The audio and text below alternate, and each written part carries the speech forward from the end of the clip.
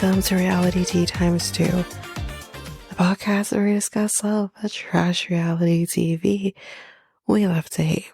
I'm Tanika, and of course, by the title, you can tell that this is actually a bonus episode for the Next Take podcast. So, just a little information, and then we will go into the episode. So, this particular episode is actually one of a 3-part miniseries that we did discussing AI. So this is the second episode of that, where we kind of talk about that in terms of, true crime and whatnot. So, well, not necessarily just true crime, but in crime and policing and everything like that. So that's what this particular episode is for. And there is actually a guest on the episode, so that will be you'll hear that on the actual episode. But the other episodes that I think will be really interesting if you want to take a listen to is the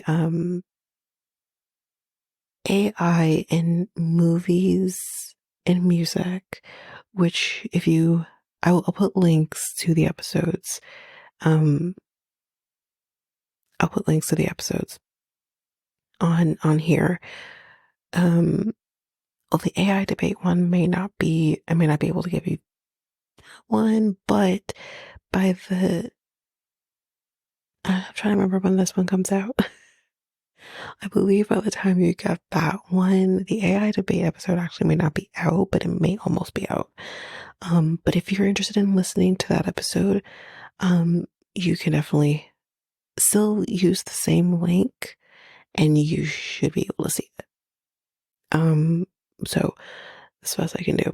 But yeah, it will be, I can at least give you that one, the movie and music one. I can at least give you that one. And, yeah, and then you can look for the next episode, which would be episode 20. This is episode 28 of Next Day Podcast. Episode 29 is the next one. You'll see it there. And, you can, take a listen to that too. So yeah, it's a 3-part series. It was really interesting conversation that we had about this. But yeah, so without further ado, I will take you into the episode. I hope you enjoy.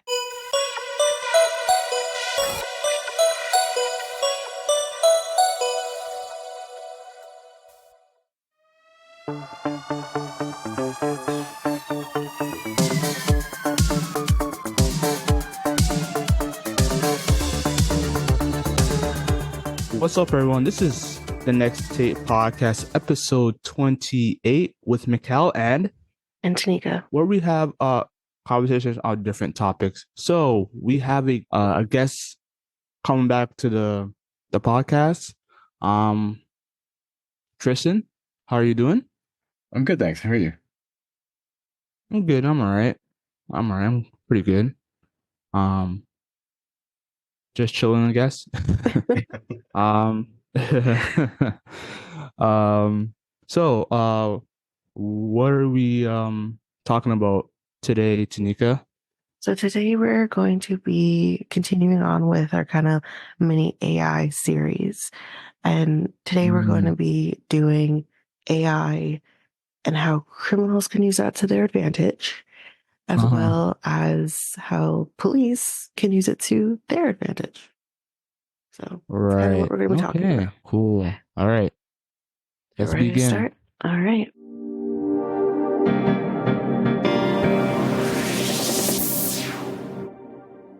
So AI, again, artificial intelligence, can be exploited by criminals in multiple different ways. Some of those ways can be kind of scary. Some of those ways, not so much, but still. So it can take on kind of that traditional crime. I hate to use that term, but kind of traditional crime when it comes to like theft or intimidation or terror. And,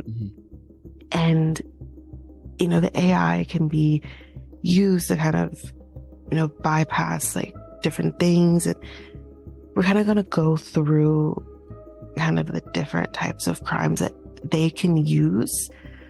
And this particular article is kind of rating them from kind of the high kind of concern to low concern. So we can talk about the high concern first, and we can maybe have a little discussion about how this can be scary for us normal folks who don't break the law. So those high concern crimes that can be used with AI: audio and visual impersonation. So criminals can impersonate individuals through convincing audio or video manipulation, potentially leading to financial fraud or the manipulation of public opinion. So that's one way that they can use it. Driverless vehicles as weapons. So this one scares me. I don't know about anyone else. Driverless vehicles with weapons? We're using them as weapons. So using them as weapons. Okay, yeah. So I'll use this kind of definition here, and then I can kind of use kind of things that I've seen even on TV that gets. I'm like, okay, so this is okay, great. The advent of auto vehicles presents an opportunity for terrorists to carry out coordinated attacks without human involvement. So, as we know, driverless cars is becoming somewhat of a thing. I don't know if there's a lot of them here in Canada. I know they do exist, but it seems to be a lot more in the States right now. And that eventually is going to make its way into Canada too. And all I can think about is like there was a Criminal Minds episode many years ago where people were able to break into the computer of the car and they were controlling the vehicle and were causing like accidents. People were not even just vehicles in that case, they were breaking into the more modern day stoves now, because those are all, have a motherboard now, and causing fires and stuff. So the whole idea of having a driverless vehicle scares the hell out of me. But then you see that in Tesla, and I think it has a safety, what do you call it?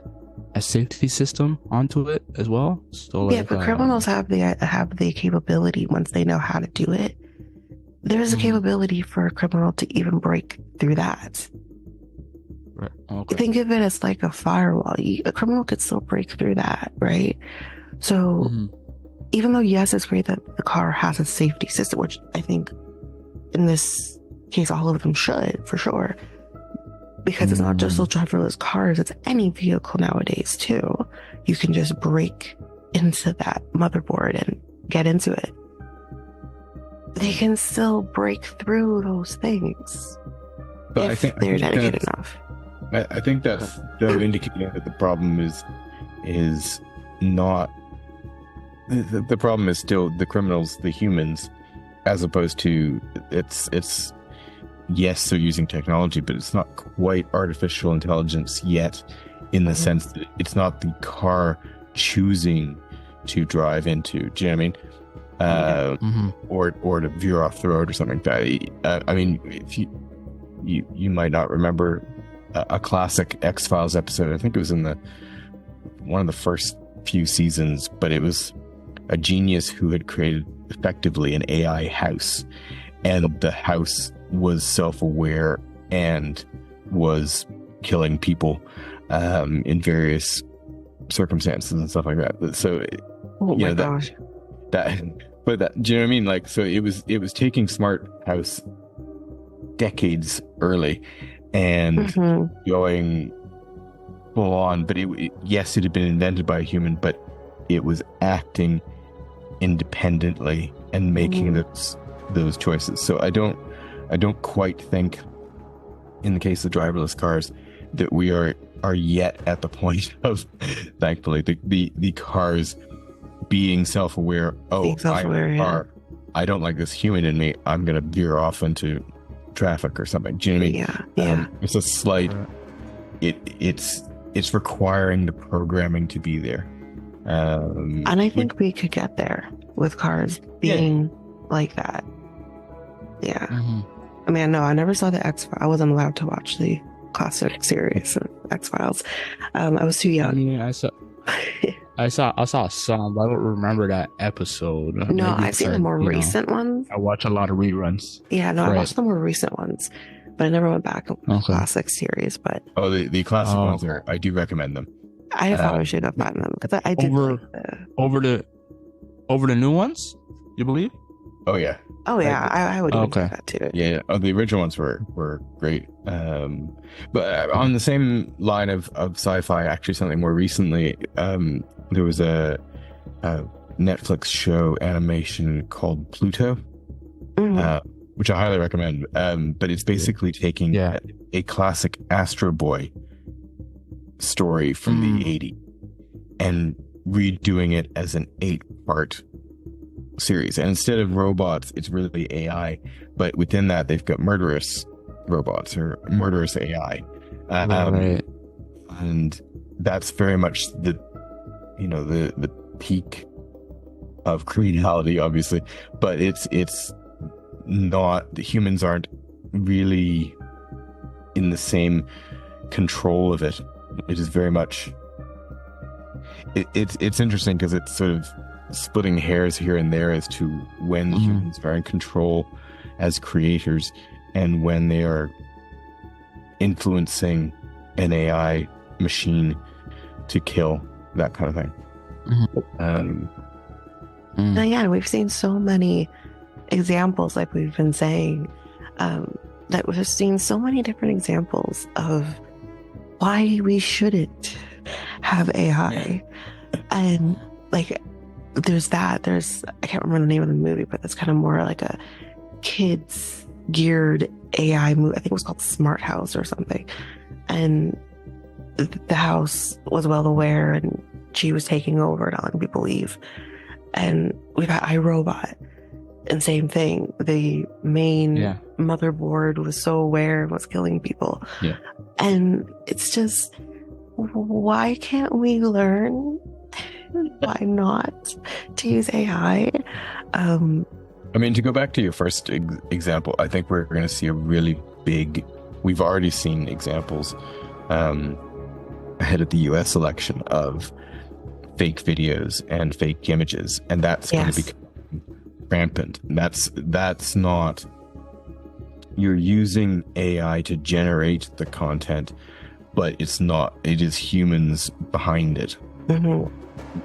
Republicans or Russians in this case, creating that content to undermine democracy, undermine an election.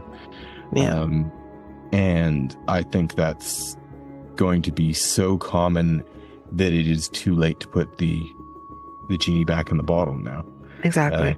There's various government responses in different countries to tackling this, but not really to the extent that I would trust them. I mean, Facebook the other day showed me an ad. It's very common over here. There's an ad about a TV news presenter having died. It's not true, but they keep doing this, tragedy as, or outpouring of grief as over this individual. And I reported the ad to Facebook, and Facebook said, no, there's nothing wrong with that. Now, that's a clear fake news ad. Yeah. But Facebook says nothing wrong with it. Now, if Facebook can't identify or won't identify that as a problem, I certainly don't trust it to identify fake videos, fake pictures in an election year. Yeah. And so there's certainly the criminality. Well, actually, it's not even criminal, really, because there aren't laws against this, because nobody was planning ahead, nobody was thinking ahead. Laws to do with technology are always years and years behind the curve. Yes. Oh, yeah. Yes. I do. We did bring that up in the last episode about AI, where we were talking about the fact of like here's AI kind of rearing its ugly head now, Mm-hmm. a lot more in the last couple of years than it ever has, and everyone is just consuming it. And there are no laws yet to regulate the use of AI, especially the use of AI in the criminal sense. So this is going to go on for years and years and years until Mm-hmm. that is finally done. And even that process of creating a law against AI takes years and years and years in of itself. And Yeah. that's the scary part of it. And we kind of use like cyberbullying as an example, where cyberbullying is a thing that's been going on for so long, but there was no, we're not even done with regulating that. But it's taken so long from the point of us being in elementary school, which has been about 20 plus years now, to the point where we are now. And it's not done. There's still, I feel, so much that needs to be achieved with cyberbullying and creating laws surrounding that. Still so much work to be done.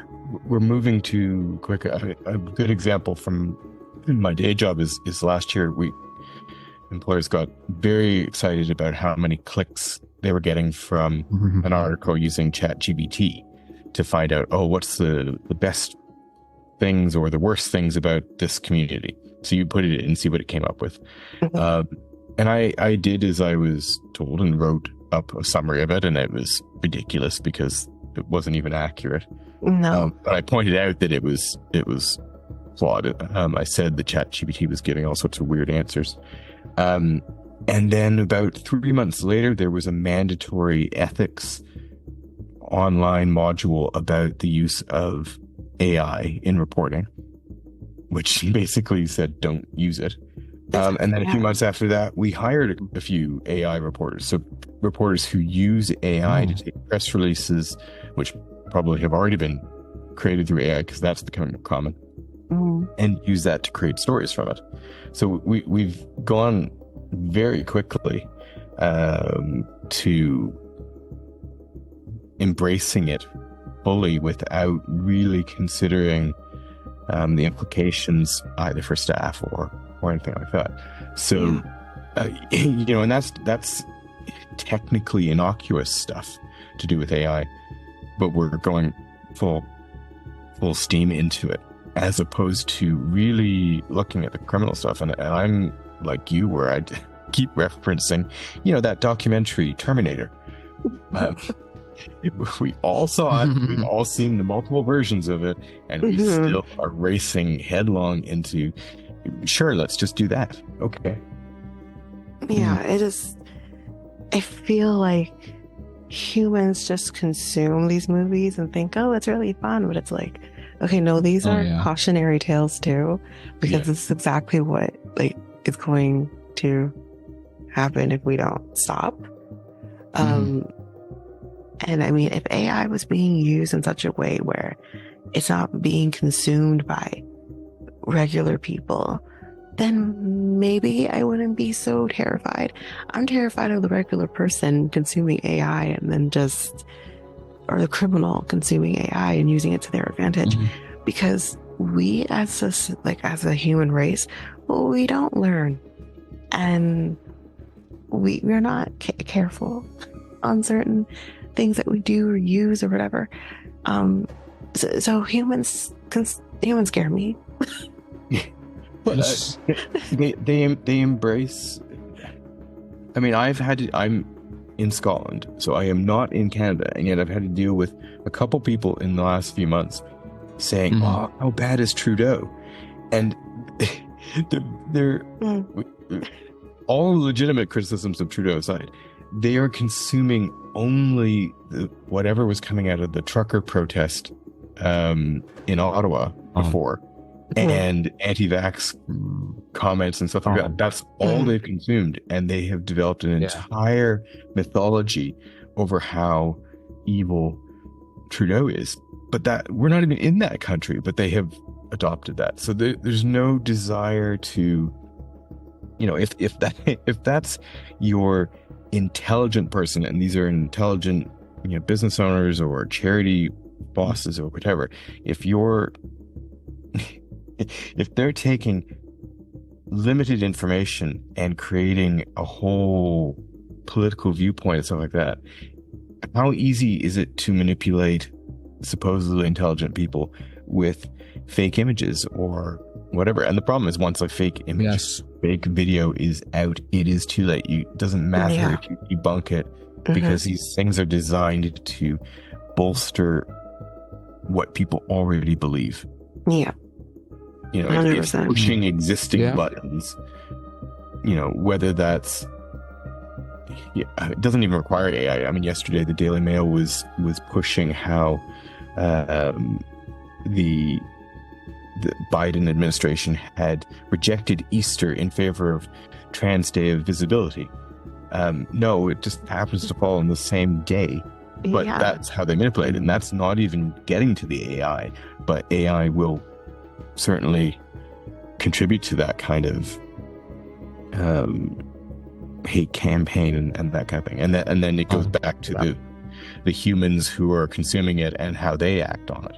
Yeah. And that would be an interesting legal question, is if you are inspired by something that was a fake AI image or video, can you blame that if you went to trial? Yeah, I mean, that's hard. Can AI be a co-conspirator?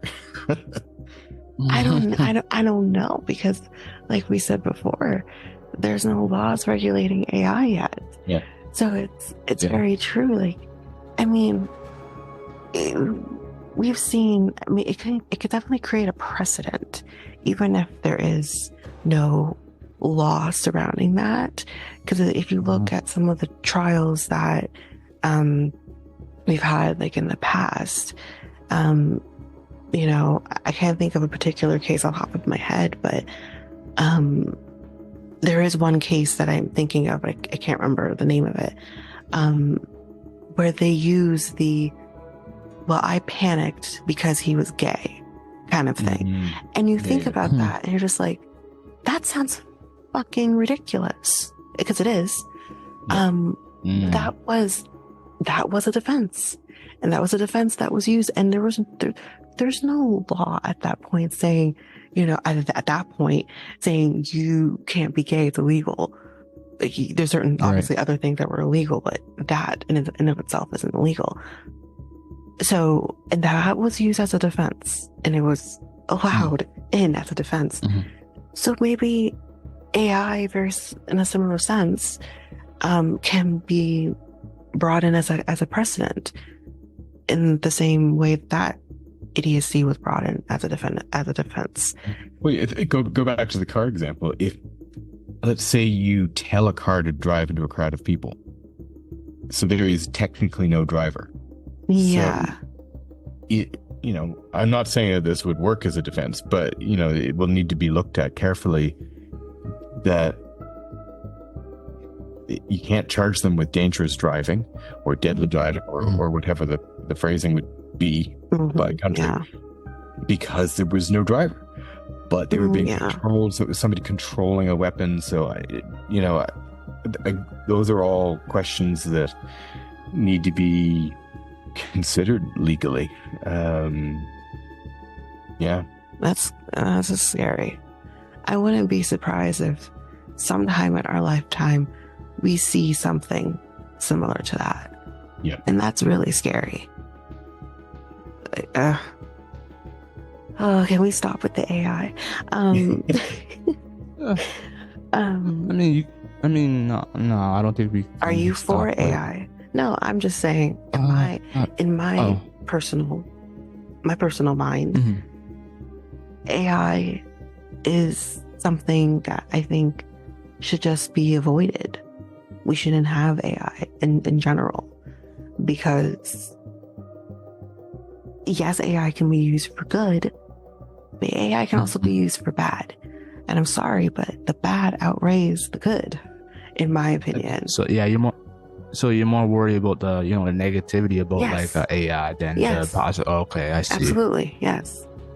I think it depends on how you define it, though, because AI, as I was saying, artificial intelligence usually, at least in the sci-fi term, has meant a fully sentient. I know I am a robot. I am making choices X, Y, Z, as opposed to simply technology or an app. If we are using Zoom for this call, Zoom isn't aware, I assume. Hi, Zoom.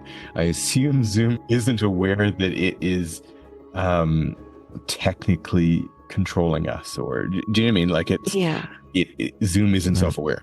And so it's technology it's where we're splitting terms. And ChatGPT is as a good obvious example. I don't know its level of self-awareness, and it's certainly acting on its own to create answers when you put in questions, which doesn't work. I mean, it told my husband got into an argument with it last year because it was trying to say that he had been in Degrassi High. Like, no, you were an actor in Degrassi High. And he's like, no, gosh. Like, it's completely not true, but it was absolutely, ChatGPT was absolutely convinced. So, I mean, wow. Leaving those flaws aside, but what are you arguing with an algorithm, or are you arguing with an app that is fully sentient and can decide to do, can ChatGPT choose to start a conversation with somebody? I don't actually know, because I don't know. I don't use it, but I don't use it. And equally, then, if can a car choose to drive to a destination, or is it driving in response to somebody telling it to drive? Or we're using AI or using technology to create fake images and videos is one thing. But if the generator knows that it is creating something and can create something, then that is closer to artificial intelligence that we are more familiar with from sci-fi.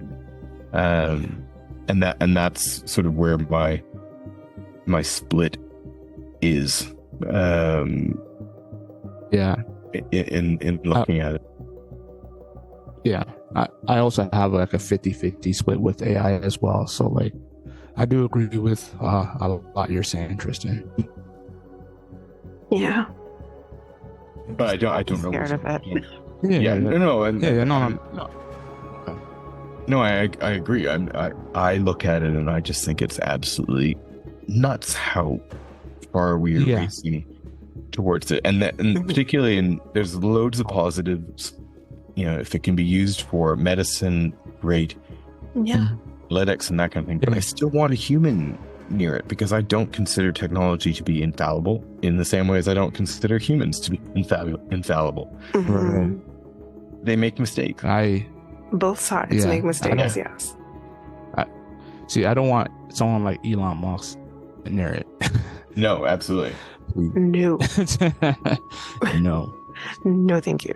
Well, and then you get into sort of chicken and egg arguments as to who is the creator of the technology responsible, or is the technology?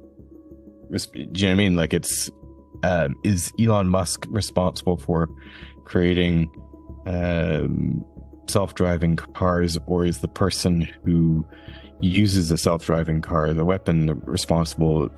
Which, maybe that's not chicken and egg, but you know what I mean? Like, it's can we blame him? I can blame him for lots of things, but I'm not sure if I can exclusively blame him. Probably the ChatGPT guy is more to blame. I would agree. Whoever created ChatGPT.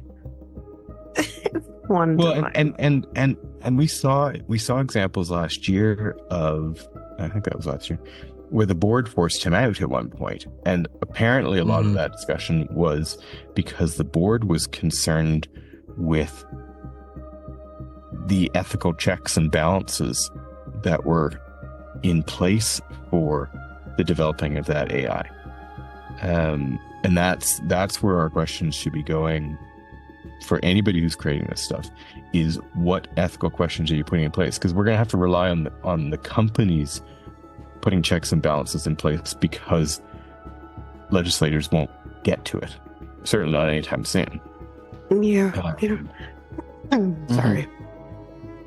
So yeah, we have to look at when we talk about criminality, we have to look at the people who are enabling the technology and the people who are using the technology and then what can be tackled within existing laws, because new ones don't seem to be anywhere near.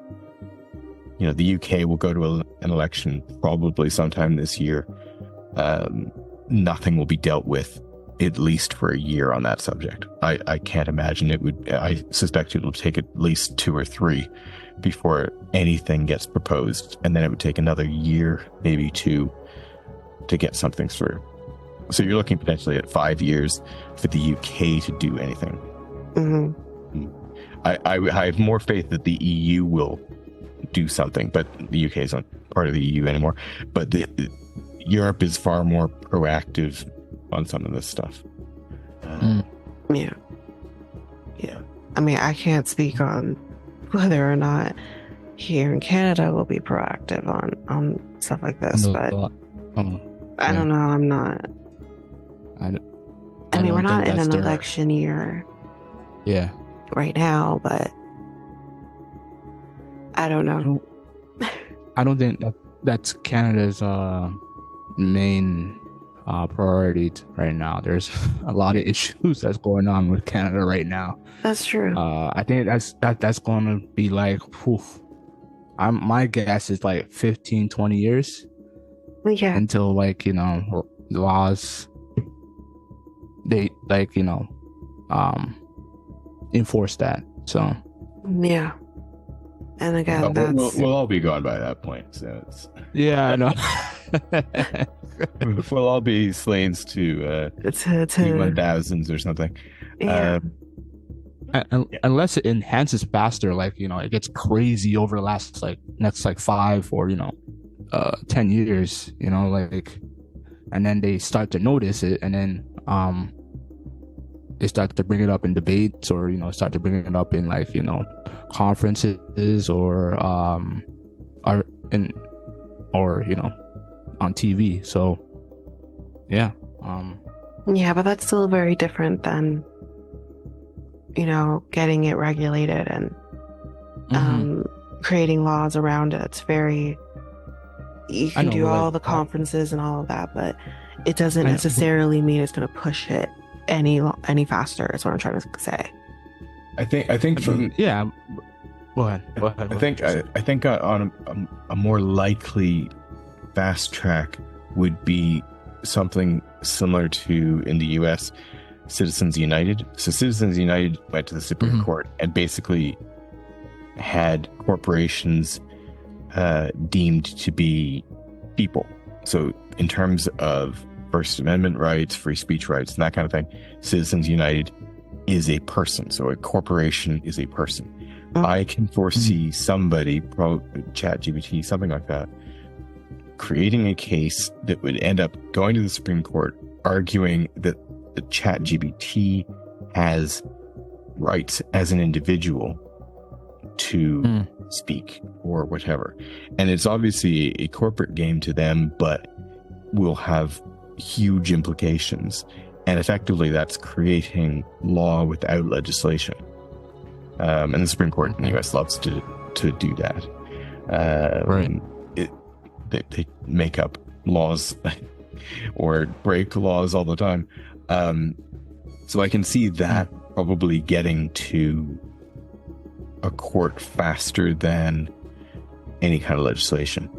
And then that create all sorts of other questions about criminality and stuff like that. If you were declaring ChatGPT, for example, a person or a being that has rights under the Constitution, then Yeah, how you treat that in a criminal case, I have no idea. Yeah, no, I don't know. I don't know.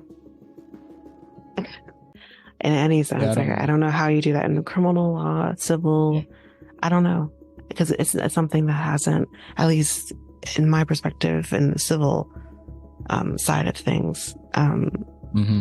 it hasn't been something that has happened yet. Mm-hmm. AI is kind of something that's starting to, again, like kind of poke its head out um, in the civil side of the law, in terms of, lawyers Right. have to do CPD hours every year, um, and there have been more AI offered CPD courses um, out there. So when you see something like that kind of happening, Hmm. something is going to be brewing in terms of AI and how that can fit into law practices, or even dealing with AI on the claim side of things too. So it's very new, at least on the civil side. I can't speak on the criminal side. Yeah. So yeah, I guess we have to see. yeah, I guess so. Yeah.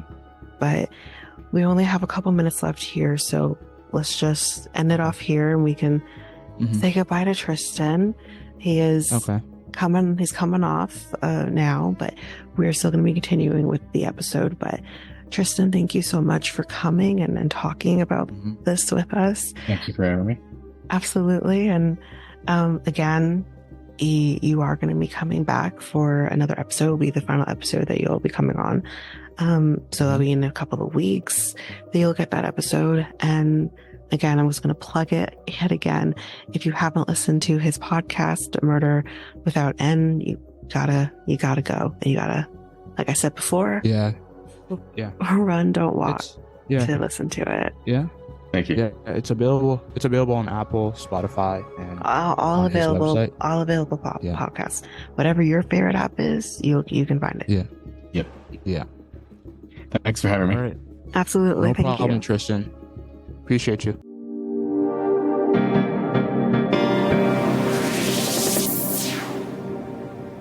So we're still going to finish up kind of the Yeah. different criminal things, and then we'll Yeah. move on to how AI is being used in policing. Mm-hmm. Okay, so tailored phishing. So if you don't know what phishing is, it's basically Yeah. a scam that bad people use, where they it's kind of like when they can say, for example, because I get them all the time, I think we all get them all the time, where it's kind of be like, oh, your Canada Post package is ready to be picked up. And you're like, but I don't have Canada Post package. That's basically phishing. This is so this is not like, well, this is a dumb thing, but like it's not catfishing, right? It's not like something similar to what that is. No, Okay. it's not catfishing. Catfishing is a Okay. totally different thing. If you want to know more Right. about catfishing, go watch Catfish with Neve and Cammy. This is phishing, and phishing with a PH, not an F. So that's what it is. Okay. Oh, Yeah, it's PH. So in terms of AI-driven phishing attacks can craft highly convincing messages, making it difficult to distinguish between genuine and malicious communications. So I don't know how much this is actually being done right now, but I do wonder if it is kind of happening, because I mean, we don't get a lot of these types of things that happen within my work, but I know my mom has definitely talked about getting like the email. We have gotten them before, but where my mom's been getting like emails from different, like everyone in her office is getting emails from like the one lawyer who is kind of like asking, is anyone in the office today, or something like that. And it's like, okay, but this lawyer would never typically ask this question, because Right. so they kind of luckily are able to pick up that it's not real. But when you kind of see, because companies get attacked all the time by Mhm. hackers and whatnot. So this could be one example of that, maybe. Maybe not, Mhm. but I do wonder Mhm. if that's kind of more of an AI generated email U- than usually like companies like Outlook or Gmail will pick that up and tell you that this is not a all the safety time. hazard. Not all the time. Not all the time. Because And within, I usually go ahead. sorry, within the company, it's usually not, like, I don't know how much it's Outlook that's picking those stuff up. I know it's not Outlook necessarily picking it up, but it's Yeah, Outlook. the our Yeah. IT department that's kind of doing whatever algorithms they need to do to make sure these things are being picked up and Mhm. deleted or moved to a different place where it's more secure, so that if it isn't real, if it is fake, then it's Mhm. in a safe place that won't hurt our systems and will be deleted in a way that I don't have to worry about it. I don't have to touch it, nothing. Mhm. Um, so it goes over and beyond it being moved to like junk or spam, at least in Oh yeah. in my office. It's, yes, you have things that move to spam or junk, but then there's a whole separate thing on top of that that really Mhm. catches them and moves them completely of our Outlook. Yeah, So it does that's the remind. IT department doing that, not Yeah. Outlook. Um, Oh. and so within companies, it's very different because our IT is also behind that too, trying Mhm. to make sure. But there are still emails that slip through the cracks. We've seen it. It's happened. I've seen them. It's happened Oh to yeah. other people. And it's usually Mhm. them mimicking, these emails are mimicking um, the lawyers, especially, definitely lawyers Oh. within the firm. So, like, for example, I mean, I don't want to, it's not even the name of my company anymore, but we had the name of our company, and usually within law firms, if people know this, it's usually the last names of maybe a few lawyers, usually equity partners. And what our name was before, the first name of that, Mhm. they used his name, knowing his name is in the firm name, and he was our managing partner at some point. So they're going to use him, and those are all information you can find out. So that was Right. probably real because he's the managing partner. Now, Mhm. our managing partner is not on our name, and we do have other people who are on the name. So I wouldn't be surprised if at some point we're going to see the names of those three people potentially slipping through cracks, and it happens. There's only so much that your IT department can like do. Something is always going to slip. It's just more so you as the individual in your company, or you as the individual in your personal email. Make sure you're using your discretion and make sure you're being careful with what Oh yeah. you're 100%. touching and clicking and all of that. But some people aren't. Mhm. But yeah. Yeah. I was going to say before all this, uh, basically, Outlook. Yeah, Outlook. I do agree with you. Outlook is not like very good at catching those things as well. Mm. Like I have Outlook, and as well as Gmail as well. Mhm. And yeah, Outlook sometimes catches it, but like I noticed that they don't have that same stamp what Gmail has, like safety, Mhm. but yeah, Gmail's pretty good at like catching those things. I will agree with Because that, and because I very yeah. rarely get phishing or even scam emails on my Yeah. Gmail, but I get so much on my Outlook. So Yeah. much, it's ridiculous. Yeah. I'm like, come And on. not even just my personal, It's but my, yeah. even my email for my other podcast. So Mhm. much junk on that one too. It's insane. Wow. Yeah. I mean, I know like, MSN / Outlook has been for like, you know, the pre-generation of like, you know, junk mail. Like it was terrible like years ago. Oh yeah. I mean, It's just now changed. It's just changed now. it changed it. Yeah. What Yeah, was? it changed it. It changed, but like it's better, but it's not still not, you know, where it should be, I would say. Yeah. Right? No, I agree. With Outlook, yeah. Yeah. So I think Microsoft needs to take a look at that, because there's so much money. Like what are you guys doing Yeah, I mean, on not, like, you know, fixing things like that? Go ahead. it's Bill Gates, right? He's the one that's Microsoft. Not I Bill think Gates. I think it's somebody else. I think he's. Isn't it not I'm Bill gonna take a Gates? look. Go ahead. I feel like it's Bill Gates, but anyway, he's so rich. He's so rich. Can you not put some money towards, I don't know, catching spam, phishing emails, all that? Can't you make that just a little bit better than what it currently is? I mean, It's not Bill Gates. who is it? It's oh my god, Satya Nadella. Okay, but didn't Bill Gates create? What's that name? That's CEO. Yeah, Okay, he was created it. Yeah. Okay, but that's what I was getting at. He created it. I think I do know he sold it or whatever, but he created it. But then whoever then is in charge of it now, whatever, Yeah. can we make this a little better? You know? Yeah. Like, Yeah. you know, Bill Gates could be a silent partner, even if he's not like the main person now. He could be a silent partner. I think he's the advisor or something like that. So he's That around could it. also be a silent partner. You wouldn't know Yeah. if someone is a silent partner or not. That's the whole point of it being called a silent partner. You wouldn't know that as easily. So another way, and again, these are all the high ones, the high rated things that can be used.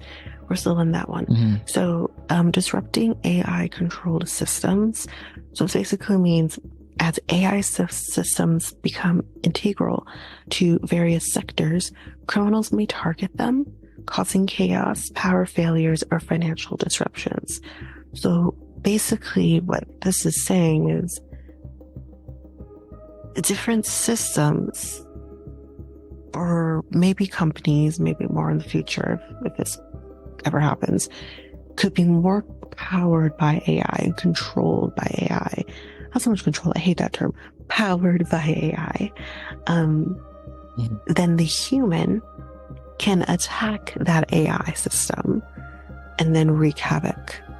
So there's also that side of it as well. I don't know. That again, it scares me. Yeah. That scares me too. Large-scale blackmail. So AI can facilitate large-scale data harvesting and personal vulnerability identification, making traditional blackmail scalable. So it's basically blackmail, but just way bigger. AI authored fake news, which we did talk about with Tristan. But again, just as a definition, AI generated fake news can manipulate public perception, though it may not always directly yield financial profit, which that's exactly what we were talking about. And the one thing too that I wanted to add on to something that Tristan said about the Facebook thing, where he saw like a local anchor was quote unquote passed away, even though they're not. And the fact that Facebook is like, it's fine, there's nothing wrong here.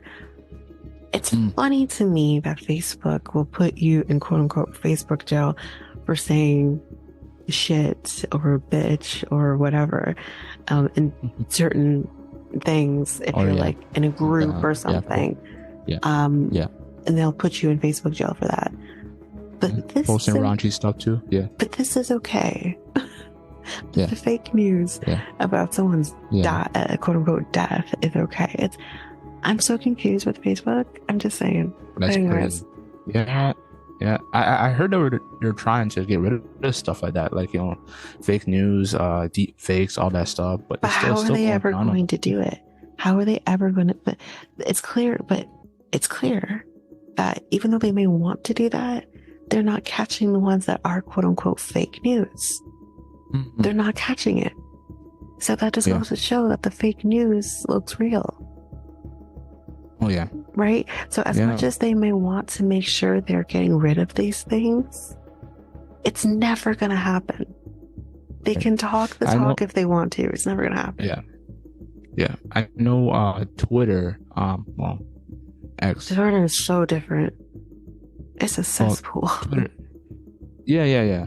Twitter has done actually a decent job with the fake news. Actually, they have community notes. Okay. So every time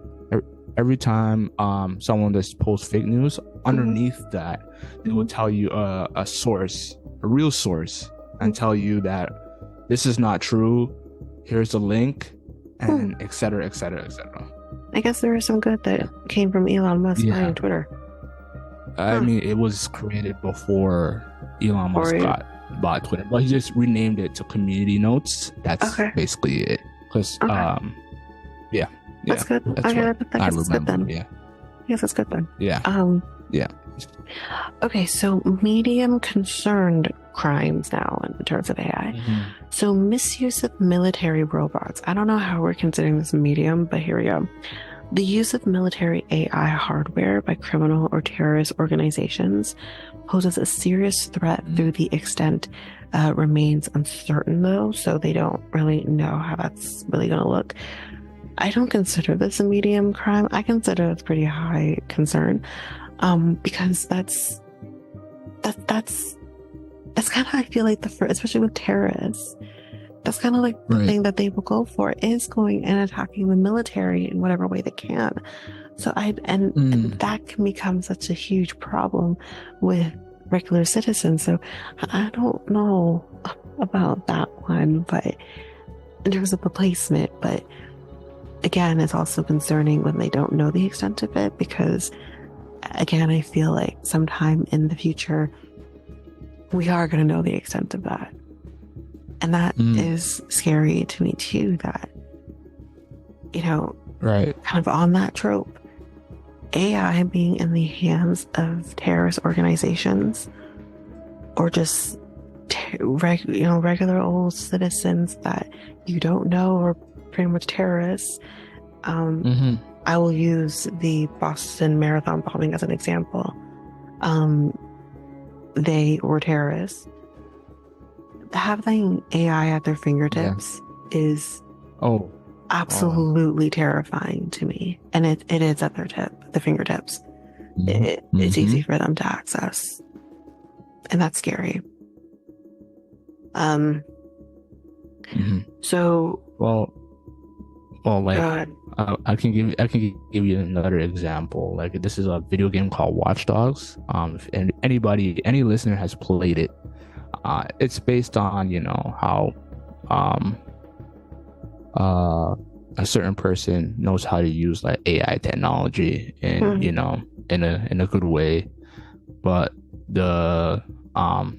he also has enemies that use it in so much bad ways. So if you played the the video game Watch Dogs, there's your example of what AI could look like if somebody were to get their hands onto somebody negative were to get their hands on that technology. So so snake oil. So if you kind of don't know, just generally speaking, what snake oil means, which I honestly just learned the term with the show that came out with what's his face, the guy who plays Emperor Cusco. But snake oil is basically means that something like there's like in that sense, like there's like a product that's kind of being presented to you. Is this product real or not? And the product could be real, but the product can also be fake, and that's what the snake oil kind of idea comes from.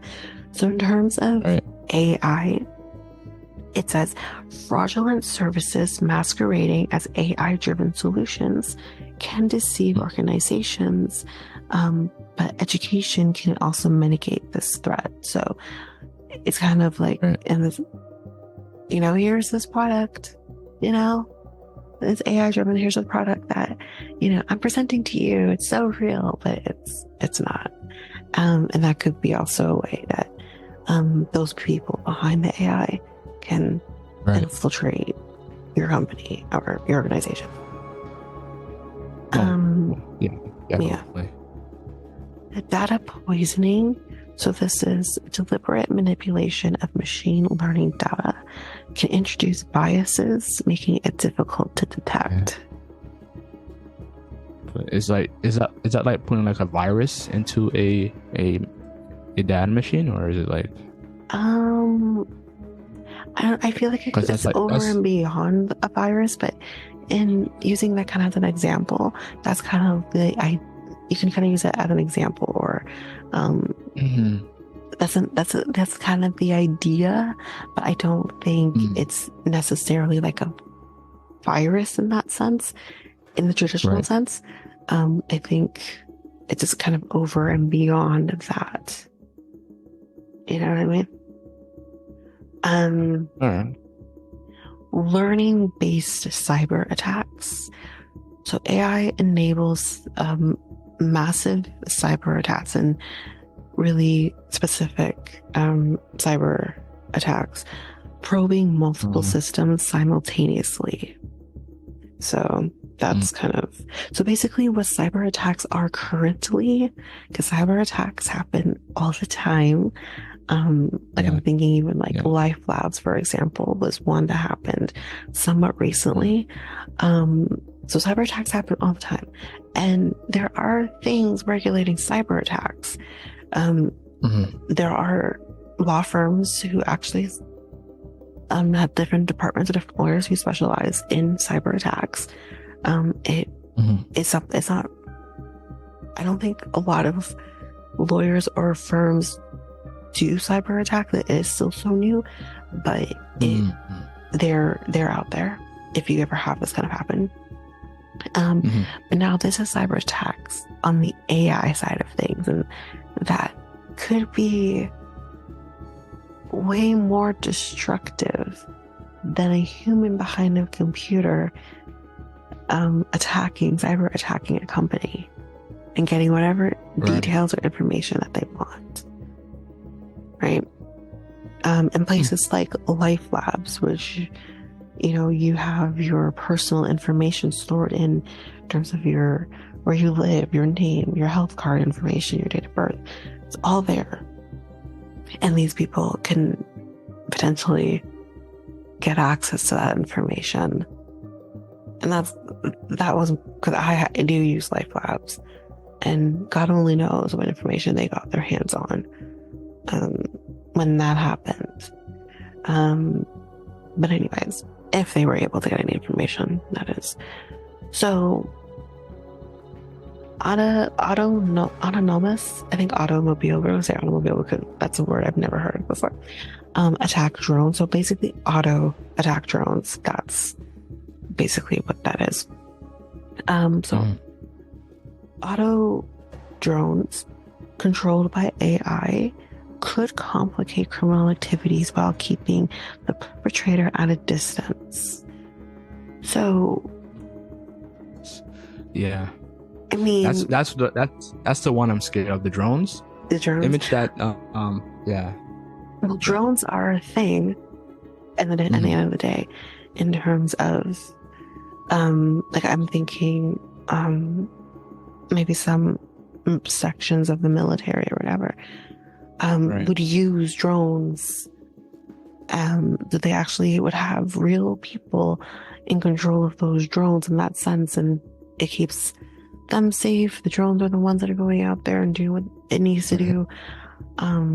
So now when we think in the sense of someone who still kind of needs to be behind the AI, but kind of control the AI to do it, but the AI can be programmed to do what it needs to do with these drones.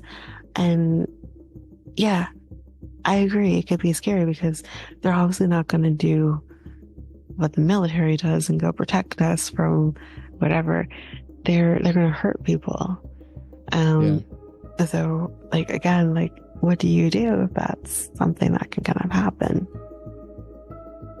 Well, yeah, somebody who's a criminal or someone that's like, who's not there, Hmm. could just like use that drone and in a dangerous way. Yeah. People are already using it like in a dangerous way right now, like Yeah. to even harass people, to spy on people when they're not looking in their houses, etc. Mhm.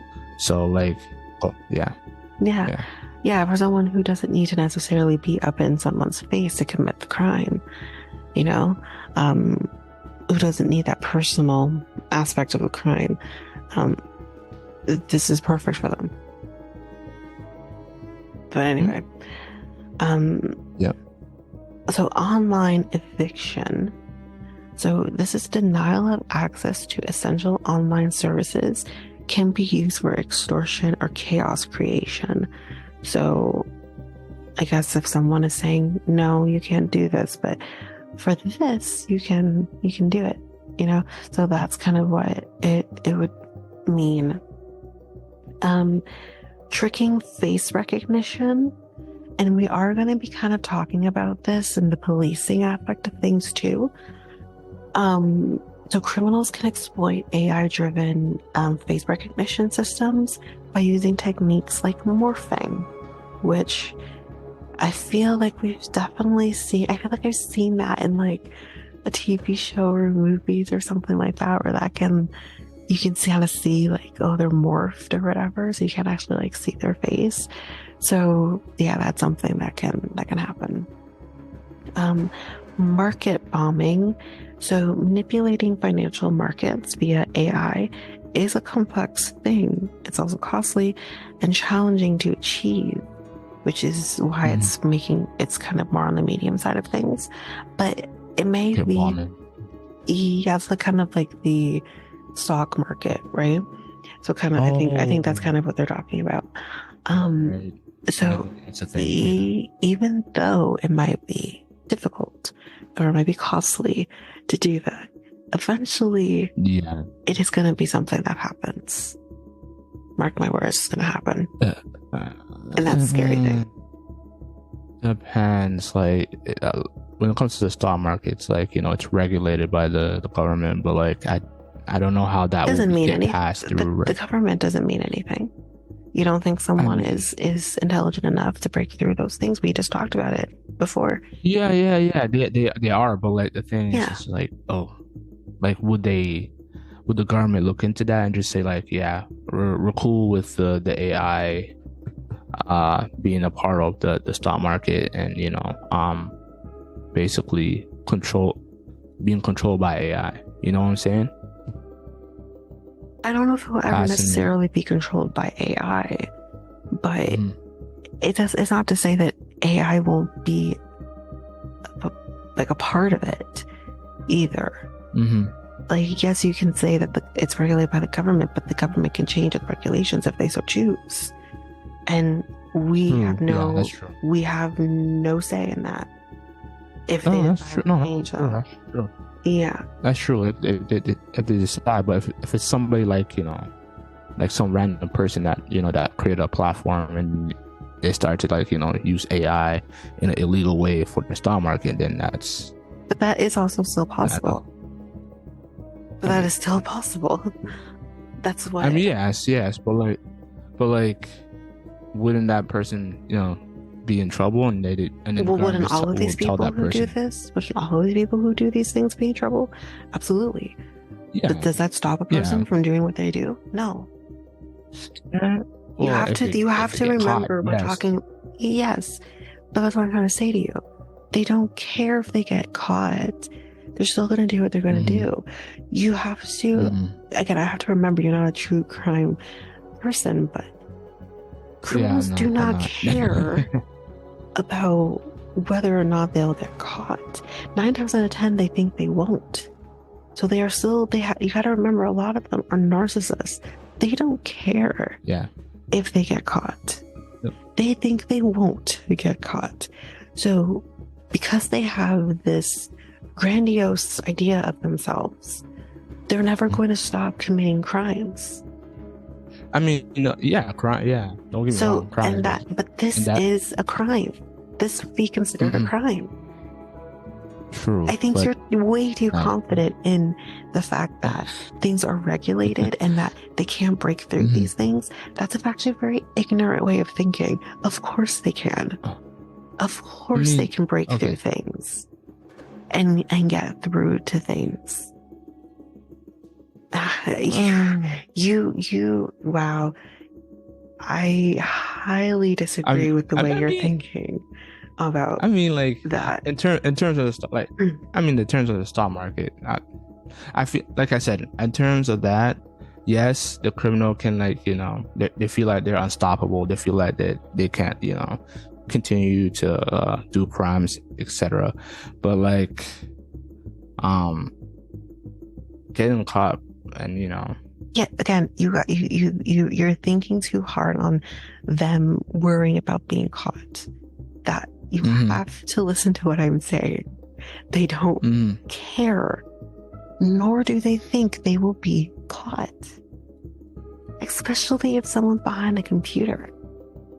Because even more so, the person who's behind the computer, who's behind the AI as the way to infiltrate the stock market, right, it's even harder for them to be caught versus someone who's out in the world committing crimes and leaving their DNA. It's so much harder for someone behind the computer to get caught because they're probably changing their IP address, if you can even use an IP address. Oh yeah. Their IP addresses can constantly be changed, and even though the person could be in like Canada, for example, their IP address is telling people they're in like Germany. You know what I mean? So it is so much harder to catch a person behind a computer committing crime versus someone who's leaving their DNA in a physical sense. Yeah, I do agree on that part. Like, people can change their IPs or well, it's not even just that's not something to necessarily agree on. It's just a fact. That is a factual thing. That's what they do. Oh no, it is a thing. No, it is. Yeah, it is a thing. So it's because of those reasons why. Yeah. The harder part of it is infiltrating the stock market if heavily regulated, or any organization if heavily regulated. That's the hard part. Everything else is easy. Everything else is easy. I suggest them not to do that, because there's you can suggest all you want, and 9 times out of 10 they're probably not listening to this podcast. Listen to me, don't do it. You can tell them all you want, but you also have to think about the sense of this. When people who do this, they're not individuals, they're organizations of hackers. This is their job. 100%. Right? This is their job 100%. To do this. So just like my job tells me I have to, do X, Y, and Z, their job is telling them, okay, now it's time to infiltrate the stock market. Right. So I keep forgetting about the group of hackers. I keep forgetting, and then there's so many of them. I play Watch Dogs. Yeah, there's so many of them.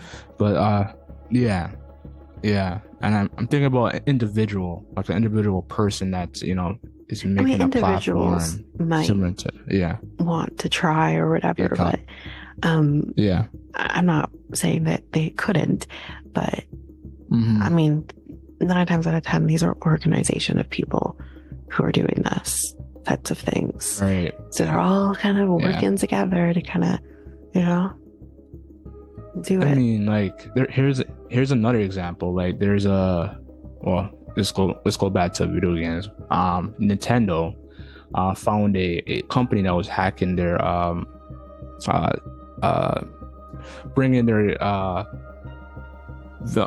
Switch games to the internet, and Nintendo was able to find them and basically sue them for millions and millions of dollars. And they're also a hacker group too. So like, that's an example of, getting caught and everything. And, no, but it's almost say that we know as regular folk who are law-abiding citizens that it is possible for these people to be caught. Absolutely. You just need them to slip up on one tiny little detail. Because 9 times out of 10, these are also people on the right side of the law who do similar things. Like think Garcia on Criminal Minds, or those people who watch Criminal Minds or whatever. That's a perfect example of someone. I mean, I think she's even more high tech than what we get, but that's a perfect example of someone who is on the right side of the law, who has all of these ways to get in and get the information you need when it comes to criminal people. There are people on like the opposite side of things who are going to catch these people. They're just as smart. They're just not breaking the law. In order to, they're catching the people who are breaking the law. So it is possible that those people, yes, they are able to be caught. Then there are the ones that aren't. So it really just depends on what happens and how they're covering their tracks as well. Yeah, 100% agree. Yeah. Okay. No, well, I do agree. What you're saying. Yeah. Just like, the stock market part. It's okay. I agree. Go ahead. So the low concern crimes that we have here is pretty low stakes, but still. Bias exploitation. So it's basically exploiting existing biases in algorithms. Burglar bots. This one's a little more scary. So burglar bots are basically like small auto bots, robots used for burglary. I didn't even think this was a thing. That's what I'm scared of, the bots that Elon Musk is creating in the near future. I'm scared of that. That's one thing that I mean, I would hope that he's going to create them for commercialization purposes. So those people can get their hands on these types of bots and a certain type of group, like you're saying, the hacker group can just easily hack them.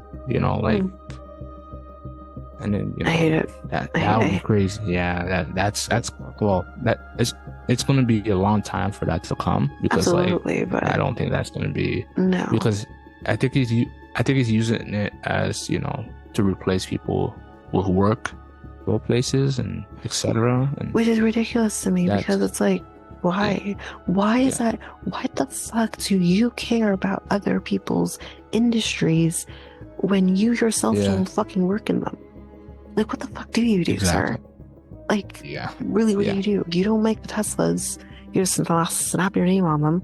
Slap an investor. You didn't make that rocket ship. You just slapped your name on it. Like, what the fuck do? You stole Twitter. And you changed the name. To kind of, I guess, so you have to use letters and shit. Like, you know what I mean? Like, it's just, what do you do? So there's a story out there. Well, going off topic, but whatever. There's a story out there that that PayPal was supposed to be the original X, but what? Yes. What does that mean? He wanted. So basically, Elon Musk wanted, like, basically when PayPal was in its early days, like before it was PayPal.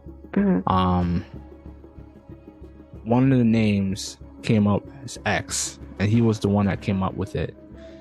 A bunch of the board around him declined that name. They said, no, we don't want X to be part of the company. So they decide to go with the name PayPal. So that was a good idea, because even if you name a company X, there's a lot of issues with that, right? You can go to, there's there's there's XX website. You can go to, well, this is a podcast for, Are you talking about like for adults. triple X type Yeah. websites? Okay. Yes, triple X type website. So you can go through a lot of issues. Even like, even calling the Twitter X is a lot of issues.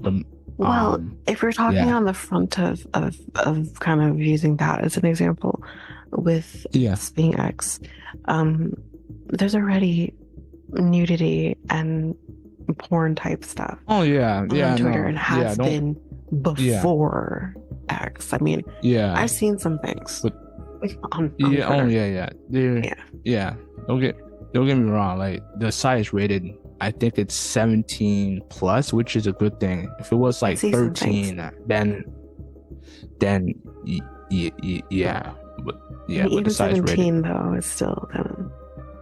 I mean, yeah. technically, technically, I don't know. It's technically 8. I don't know, but yeah, it's so many issues.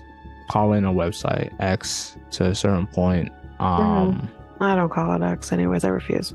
Yeah, I think it's just stupid. I don't even think on that sense. Honestly, my mind's never actually gone there, but I just think it's stupid. Yeah, it's stupid. Yeah, it is. Stupid. But going back on the bots and every single thing, I don't want it yet, but it's going to happen. Yeah, but like the robot can't do it. I'm better than robot. Like I said, it's a lot. It's years away because the AI is not like that smart to to just like move like that, like humans. Like you can't move like fruit like humans. But it's going to take years. Like I'm thinking like perhaps 20, 30 years. The process of AI bots moving just like humans and etc. Because you're gonna, that's it. That's all I have to say. Evading AI detection is another one. So it's basically just undermining AI systems used by law enforcement or security services, which we'll talk about. So again, they do bring up AI authored fake reviews. Actually, it's fake reviews, not fake news. So this is basically generating fake content to manipulate review scores. AI assisted stalking. I hate this. Monitoring individuals' location and activity. I don't consider that low. This is another tool for a stalker to stalk you. When already stalking laws are so bullshit at the begin with. That like you literally have to have something horrific happen to you in order for someone to take it seriously. It's so horrible. Anyway, forgery, so generating fake content such as art or music. So that's the other thing.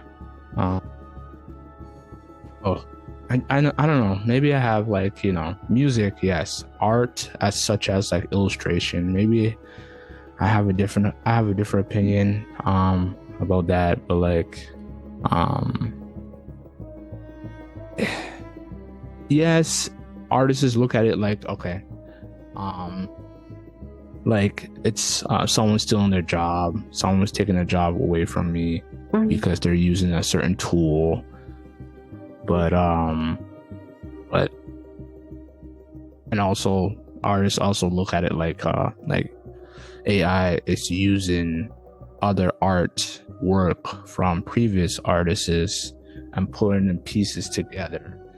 I look at it as like no other than fan art, to be honest with you. But well, I think you have to look at it from their side too. Like I understand your perspective of it. I also understand their perspective of it. Because this is their job. This is their livelihood. Yes. And I think of it 100%. And if I think of it from like my eyes as a legal assistant / clerks, if an AI generated system was able to do my job, I wouldn't like it either. That's my livelihood. Yeah.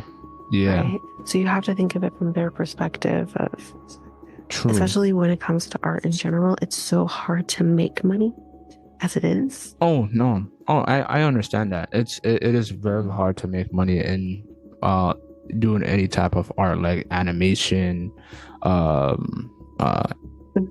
else? Illustrations, Yeah. etc. Like it's very hard. Like the industry is effed up with, you know, how it is. Like, you know, I heard things from Nickelodeon to Disney to what else? What else company? To Netflix. You know, I heard stuff. It's ridiculous how much they get paid for, and they should be getting paid, right? But we're talking about art though, right? Art is a totally separate thing. Like, yes, you having it, like the illustrations and animation, all that. That's one thing. Which that, yes, can be used when creating movies and stuff like that. What I mean of art is artists creating art. It is so hard for them to make a buck, if they're even able to make a buck. And when I think about like my brother, who in the work that he's learning in school right now, it is going to be very hard for him to make money. He can use certain skills and take it to other jobs that he can do, and still do certain like freelance type stuff too. On top of that, but it is going to be really difficult for him to make money. And when you have now AI coming into the mix of things, it's going to be even harder for someone of his generation and going forward to make money doing something like what he wants to do. And I can't speak on other people in his class, but I've seen his work, some of the work that he's done, and he's very talented. Right. But there's always going to be something that's AI that's going to be even better, and that's what sucks.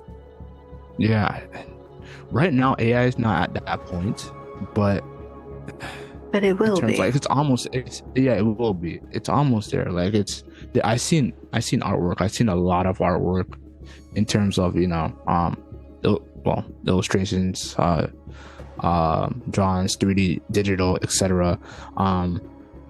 And they just look as good as, you know, and normal human creating it, which I'm just wowed by it. So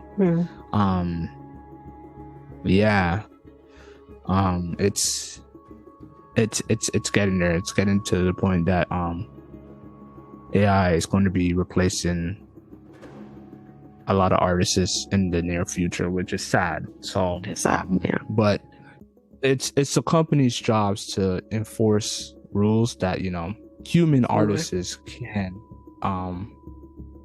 create or have jobs. I mean, it kind of like what Tristan was saying too, like within the work he does, that they do have AI reporters as well.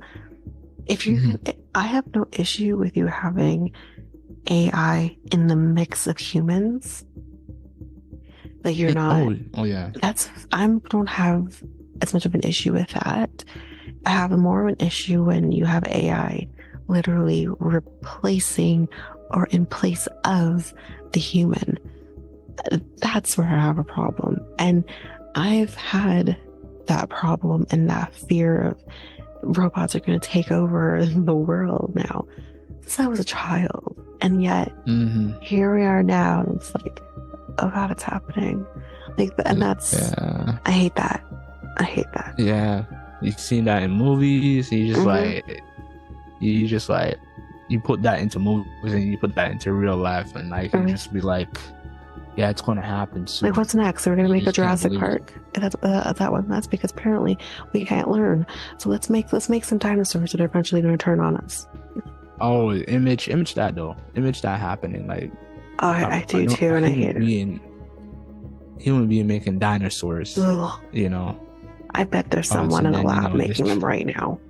probably I hate there's it. someone thinking that, like it's gonna be taking 20 years for me to do this, but you know what? If not Let's do it. more. If not So more. like, I think it'll take more than 20 yeah, years, I hope. possibly. So Yeah, so possibly long that I'll more, be but too like, old to want to go to Jurassic Park. Anyway, oh yeah. Well, hopefully they. Well, hopefully they. Hopefully they make it for good, like museums instead of like making it for like they made destroying the world. Jurassic World to be a good thing. It was supposed to be a good thing. Do you not watch the movies? They turn. The dinosaurs turned on the people. Yeah, okay. No, so it was never meant to be a negative thing. It turned negative because the dinosaurs took over and ate people. So yeah. Maybe one criminal. Yeah. Okay. Okay. Yeah, go ahead.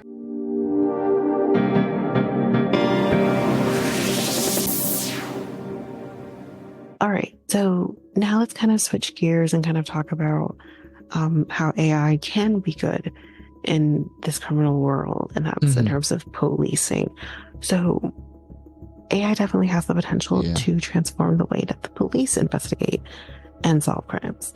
It can identify patterns and links and evidence. It can sift through vast amounts of data far more quickly than any human could, which is definitely true because, definitely back in the day where you had task forces that had to like spend so much time going through different evidence, not only the evidence, but the sifting through, like if you have like hundreds and hundreds of names on a list of somewhere on there is potentially the actual person, that can be just kind of cut down in half and can definitely make solving crimes go through a little faster too. But there have been missteps though with AI and policing. So we are going to kind of talk about that and how maybe they can improve on stuff like that. So for an example of one misstep, there were numerous reports in the US last year about AI-powered facial recognition, which I said we were going to talk about, failing to accurately identify Black faces. So not black face, but Black faces. It seems to easily be able, a little, the kind of, I don't know why that is. We'll kind of figure it out. So the AI is racist. I don't know if AI is necessarily able to be racist, but it probably, I imagine the darker the person is, like maybe someone with lighter complexion can be picked up. Yeah, I think it's similar to cameras. Like people have issues with like, Oh, this is totally separate though. Like when it comes to like t-shirts, like clothes, etc. Like you can't be wearing like darker clothes because it's I think I don't know what the issue. I feel like that's clothes, but improved now though with the advanced technology with cameras. Like maybe back in the day that was the case, but I feel like that's kind of gone better with depending on the technology that you're using. I mean, like when I went to go get my passport, they said, "Oh, that's totally different. That is totally different. There are rules you have to follow to make sure." Okay. So it's a rule. So it's not the camera. No, it's not going to so much of the camera. It's the rule that you have to do that. Maybe what can happen is it can affect the coloration, but it's completely different. They're not using high-tech cameras when doing your visa, not your visa, your passport picture. Passport. Right? Yeah. It's not high technology that they're just using regular old cameras. That's totally different, but also I think there is regulation with that too. So that's basically, it could be but it seems to pick up like white people, Asian people pretty easily, but for whatever reason it's having issues with picking up Black faces. So we'll get into it. There is an example. So some US cities, such as San Francisco and Seattle, have already banned the use of this technology. So police cannot use the technology in those places. Yet it is increasingly being used by police forces on both sides of the Atlantic. So we're gonna get into all of that. So it is noted that in some cases, it is more likely to give false positive identification for Black faces compared to white or Asian ones. And this was something that was said by the NPL, which I can't remember what that stands for now, but the NPL described as statistically significant. So exactly, if you're going to have more false positives, especially with Black faces, and I'm sure there's a possibility of that in other races as well, then maybe this is something that shouldn't be used, or which we'll talk about too, if you're going to use it, then the human should be, checking it twice like fucking Santa and making sure that this is an accurate identification. You can't just rely on AI to do the job for you. Otherwise, what is the purpose of you being there then if you're just going to use AI as your goal, your end all be all? So it is still good news that independent tests are taking place, and West Midlands Police has gone a step further, setting up its own ethics committee to evaluate new tech tools. So there's someone behind, seeing what more can we do, what other technologies can we bring in or whatever. So this body is made up of data scientists and chaired by Professor Marion Oswald, who is a professor of law at the University of Northumbria, I think is how you say it. So she told the BBC that the committee is currently assessing the use of a specific new facial recognition tool that would allow a police officer to take photographs of a suspect and compare it against a watch list. So that's interesting. Something that could be coming up. The NPL, which is the official UK body for setting measurement standards, concluded that the accuracy levels had improved considerably in the last versions of this particular software. Another key policing area that AI may transform is prevention.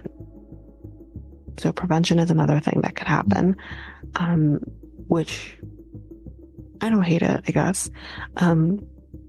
Its potential ability to predict where crimes could possibly happen and who might possibly commit those could be detected by this technology.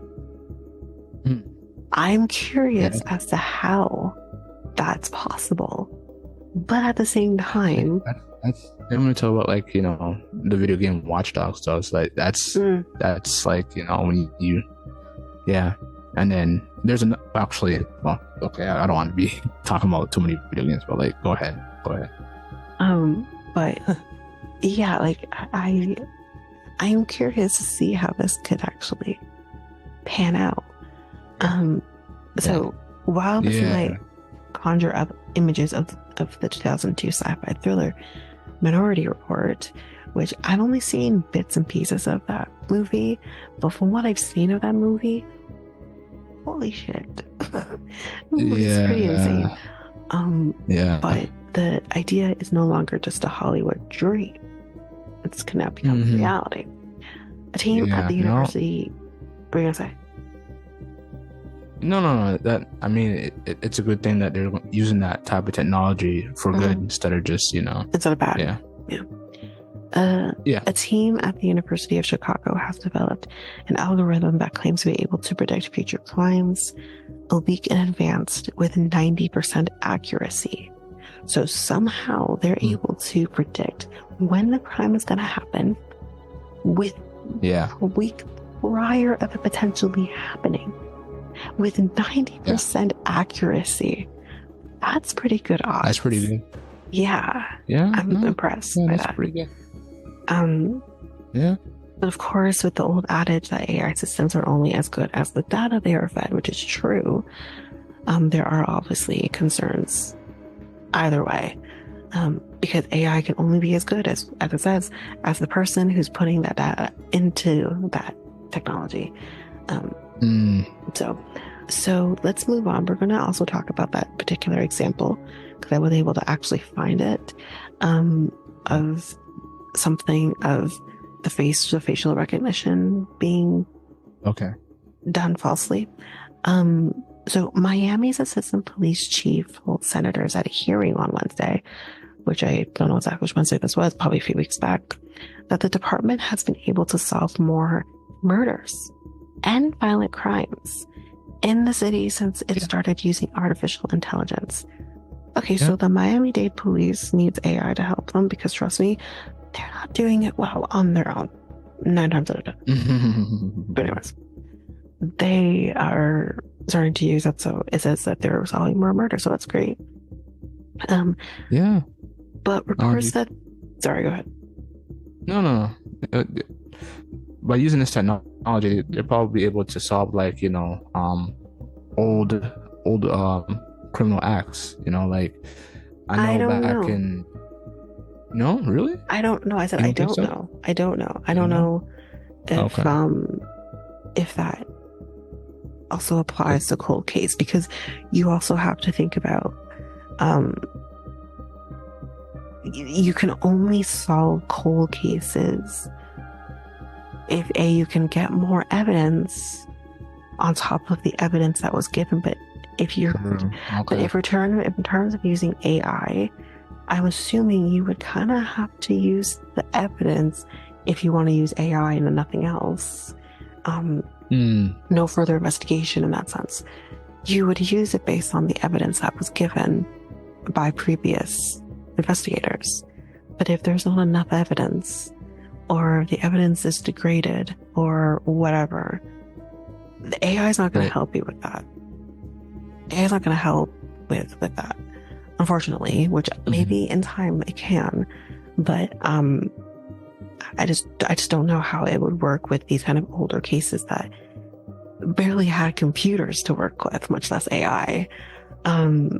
So I don't know. From what I'm kind of hearing, I don't know if there's much improvement in terms of cold cases. And again, cold cases are usually pushed to the side for the ones that are currently going on.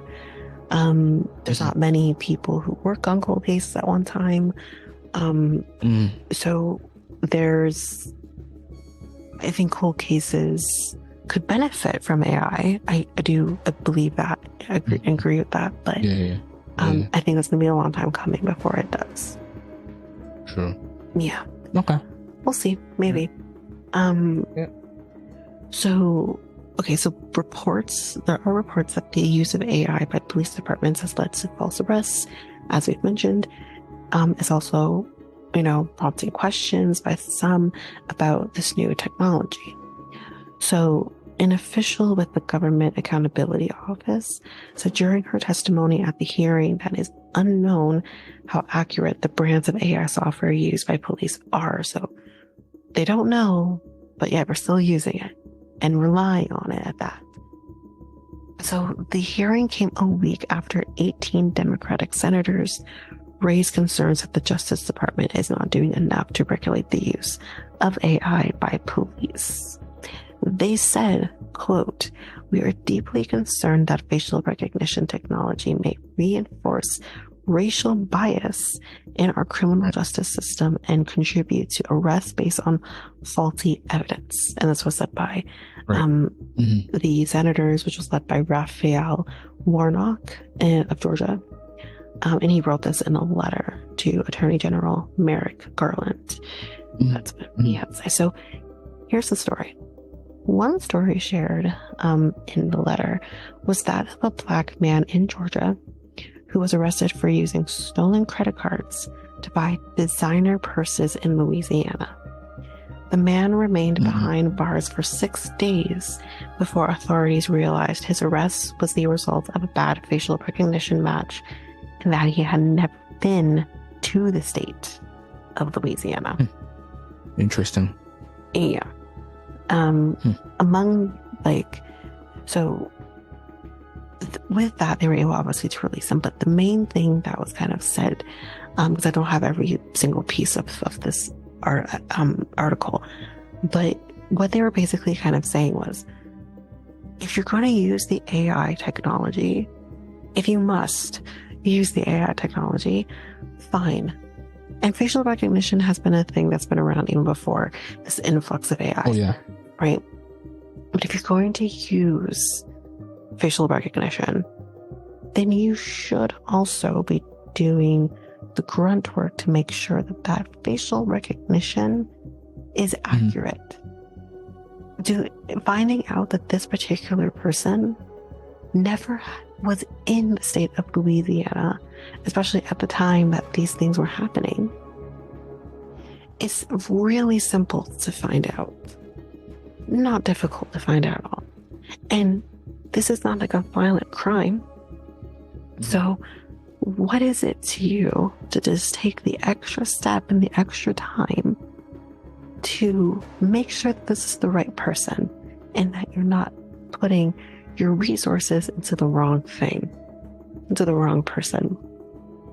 If it's a violent crime, I can maybe understand the quick response to arrest this person, but this isn't a violent crime. So why couldn't you have just, it's factually not considered a violent crime. I don't think so. No, it's not. I'm telling you, it's not even so much think so. It's not. Violent crime is considered rape, murder, those types of violence, so violent crimes towards a person, those horrific violent crimes. Creating fake product and selling it is not a violent crime. It's annoying, but it's not considered a violent crime. So why couldn't you just make sure that you're just making sure you're doing the right steps, especially when this was not a violent crime? Like I just don't understand. But anyway. Yeah. So the Justice Department, in terms of kind of other steps, making sure that AI is gonna do good here, are to make sure that law enforcement agencies receiving millions in federal funding for AI use software that's been independently shown to be accurate. So that's kind of one of the things that they kind of need to put out there and kind of figure out. So in terms of like, the Miami-Dade police kind of talking about this particular software and helping them with this, it is great in the sense that it could help with making communities a lot safer, which is great. I'm not against that. It just makes sure you're doing the right thing and you're catching the right people. So the department, which was said by Armando Aguilar, who is the assistant police chief, he said that the use of AI in a number of ways, including facial recognition, reading license plates, monitoring potential threats on social media, and using a ballistics evidence to connect the shots between shootings. So those are different ways that AI could be used, which I find it really interesting, because the thing with ballistics investigations is I was supposed to find, and apparently, which I never knew until maybe a couple of years ago, that ballistics is considered like junk science in a sense, kind of similarly with writing analysis and all of that. Like it's considered kind of junk science. And if AI can help with ballistic investigations so that it can be more accurate, then I'm for that too, because there is, I haven't seen a lot of cases where ballistics went wrong without the use of AI. I mean, if they're out there, please tell me, but like, I haven't seen a lot of example of ballistics being incorrect. But if AI can push that over and make that even just a little more accurate, then I'm for that for sure. Um, so Same with me. yeah, Aguilar also cited a Florida International University study that said detectives have a 66% greater chance of finding suspects in violent crimes when using technology. It's a decent number, but I also want it a little higher for me. I feel like if you have like a percentage, it's like 70 and up. Perfect. 66, I know it's kind of maybe mincing. It's barely a pass. So before AI, that's barely bad. yeah, before AI, he said the police department was only able to arrest suspects in 45% of murders and less than 38% of violent crimes. So in terms of those numbers, I understand that that's definitely better. However, after it started using the technology in 2023, it solved 68% of the murders that occurred that year and 58% of the violent crimes.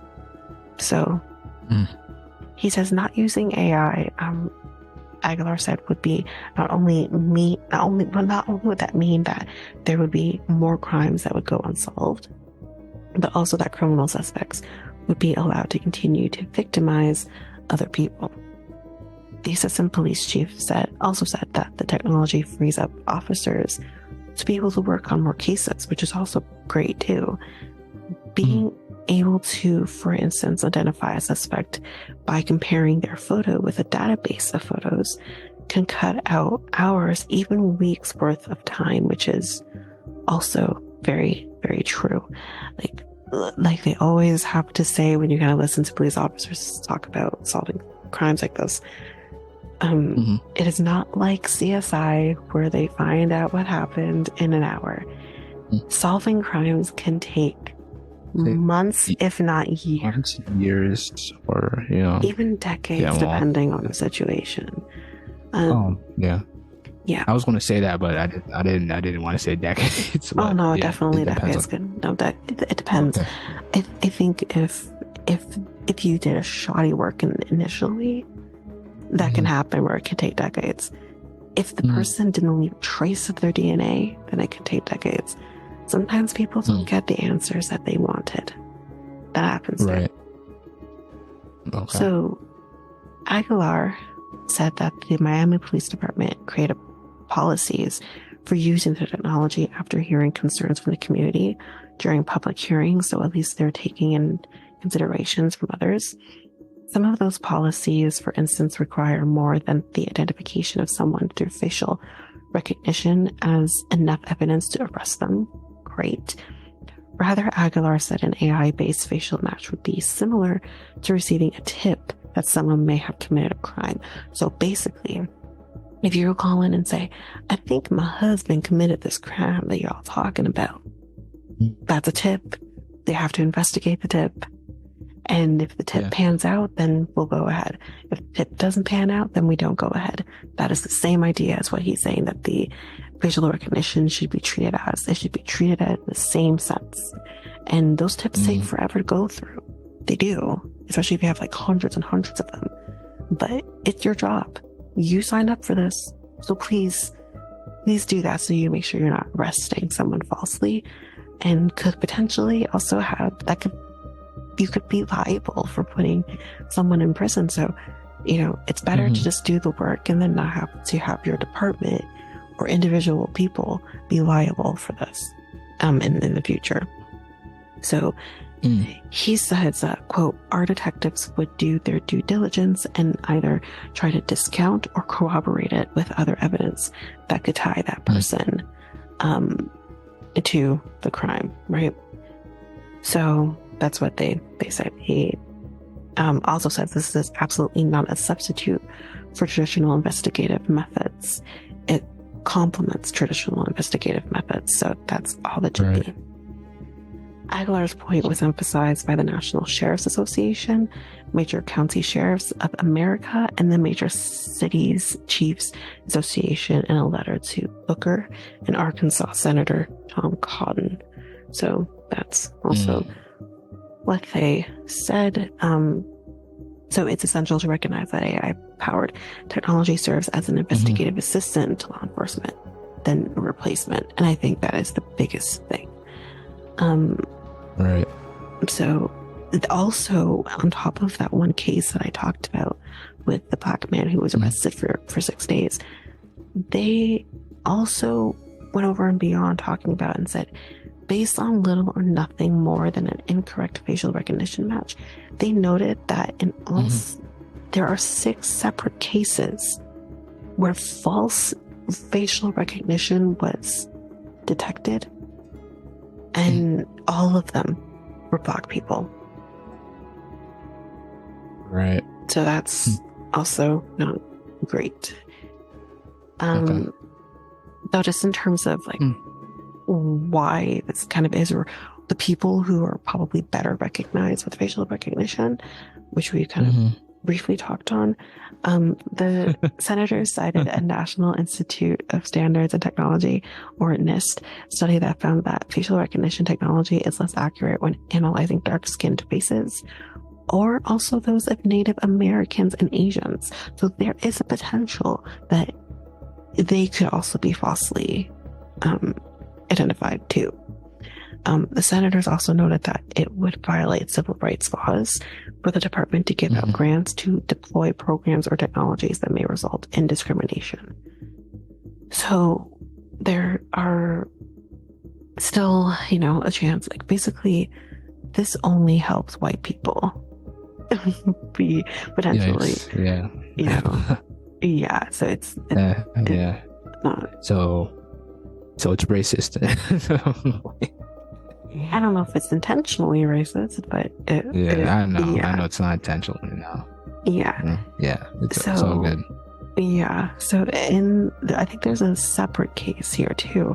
So there's a Georgia case. I don't know if it's the same one, but this was Randall Curran was this person. Randall Curran Reed. He was arrested because the police used facial recognition to identify 3 suspects from video taken by the store. For the store, I guess I don't know, someone robbed a store or something. Reed's attorney alleged that the detective issued a warrant for Reed's arrest without doing anything else to determine whether or not Cron was actually the individual. So that's not great. There's another example of that. A person by the last name Howard, I think he's a part of the University of California, called for more AI to be evaluated by independent researchers.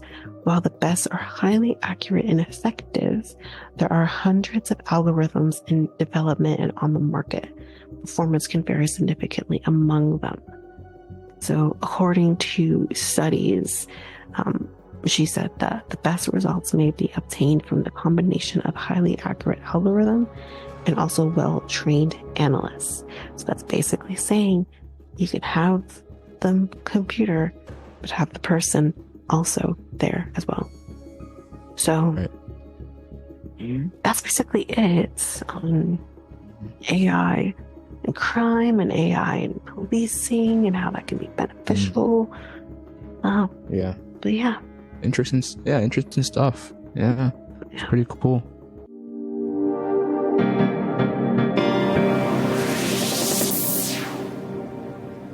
This ends episode 28 of the Next Tape podcast. The Next Tape podcast is available now on all podcast platforms.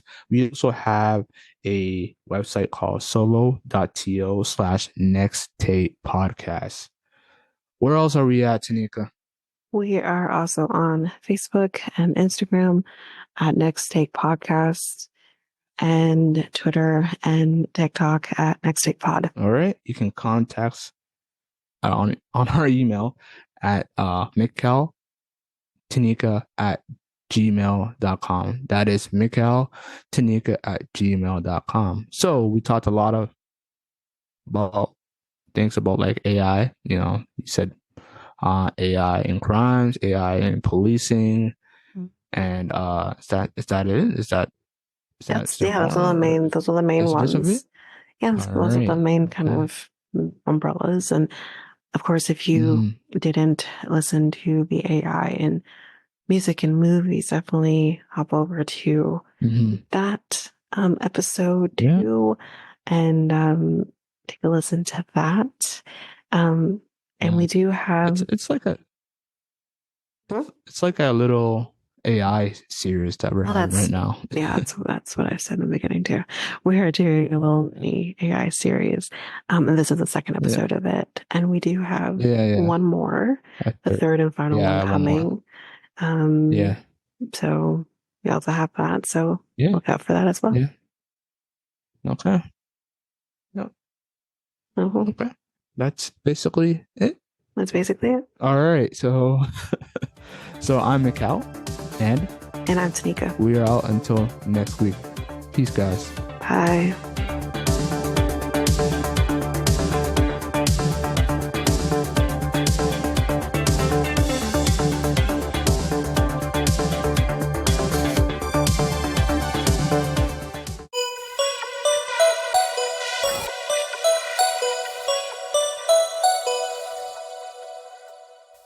So I hope you enjoyed the episode. Again, if you're interested, you can listen to the first part of the first part of the series, which is already out at the time you're listening to this, and the AI debate episode from Correct either is coming out this week or coming out next week.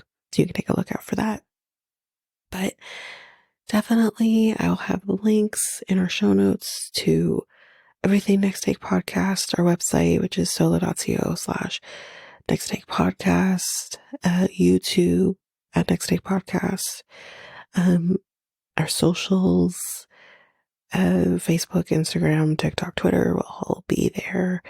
And yeah, so if you're interested in listening some more, definitely head over there and you can listen to more. But that is it for this bonus episode. Again, I will be back, hopefully, fingers crossed, at the end of April with our regular scheduled episodes as always. Until then, guys, bye.